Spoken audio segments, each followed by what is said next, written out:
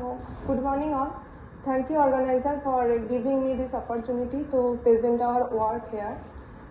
So today I will talk about the impact of electrolyte at uncharged polymer water interface, which is observed by some frequency generation and Raman spectroscopy technique. So this is the outline of today's talk. Here the uncharged polymer taken is the polyethylene glycol, which is abbreviated as PEG. So PEG is a water-soluble non-ionic polymer having high hydrophilicity, biocompatibility and chemical flexibility. Due to having such unique properties of PEG, PEG has versatile applications in biology, medicine and catalysis. In all applications of PEG, so they are not solely governed by the simple polymeric properties of PEG, rather it is coupled with the competitive interaction of PEG with the water molecule as well as biomolecules. So it is very important to understand how PEG interact with the water molecule at the interface as well in the bulk. So what is interface? Interface is actually the boundary between the two immiscible bulk media. In our case, the interface is the air-water interface, means where water meets to the air, that is the surface of the water.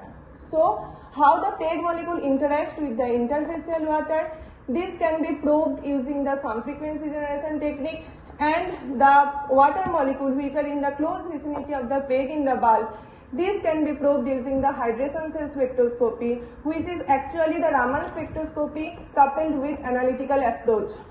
So some frequency generation is a second order nonlinear interface selective spectroscopic technique by using which the structure and orientation of the interfacial water can be determined.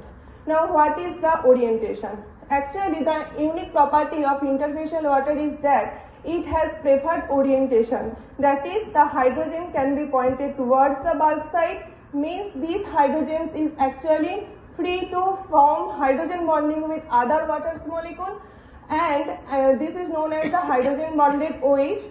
So in the SFG spectrum, that is some frequency spectrum, this hydrogen bonded OH signal coming in the negative side, that is the negative imaginary Chi2, and this appears at 3000 to 3600 centimeter inverse. So this is the spectrum for pure air water interface.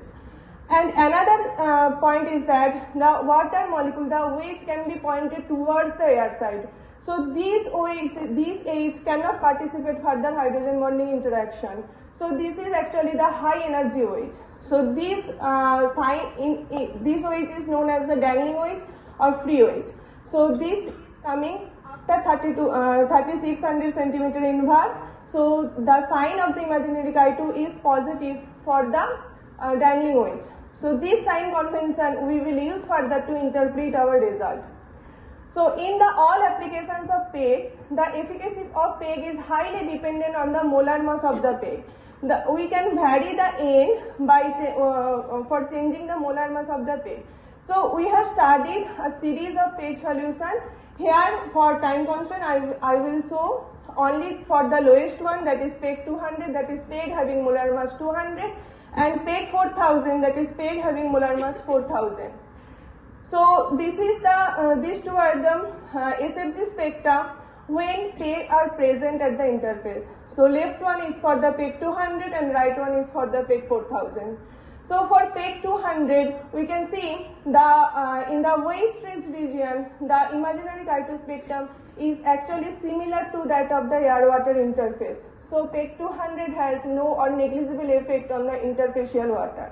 However, for PEG 4000 in the waist range OH hydrogen bonded region, we can see there is changing in the sign of the imaginary Chi2 spectrum. So from 3000 to 350, the orientation of the imaginary Chi2 sign is positive, and after that the imaginary Chi2 sign is negative. So it is very unlikely for an uncharged polymer it can change the orientation of the water molecule at the interface, that is in absence of any net electric charge, how orientation of the interfacial water changes. So for that we have extracted to further analysis what is the origin of it. We have extracted the PEG affected water spectrum, And there we have seen that for the PEG 200, the PEG affected water signal is almost negligible, whereas for the PEG 4000, the upward oriented water is actually PEG affected water, and there are PEG unaffected water which is downward oriented water.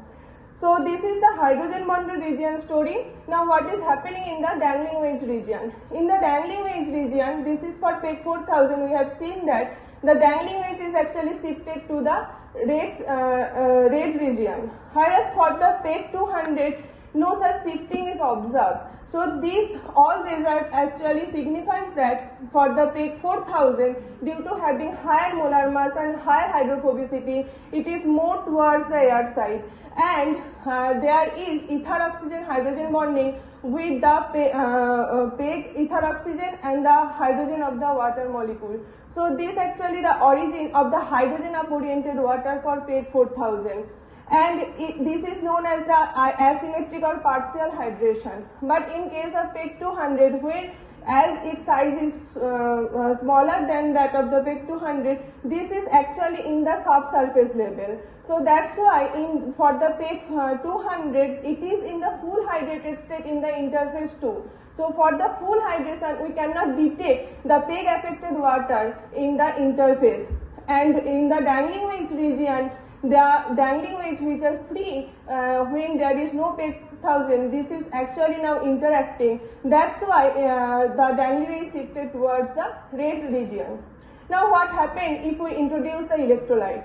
When electrolyte is introduced, then there is no changes in the PEG 200, but for PEG 4000, the PEG affected hydrogen up oriented water signal is reduced significantly.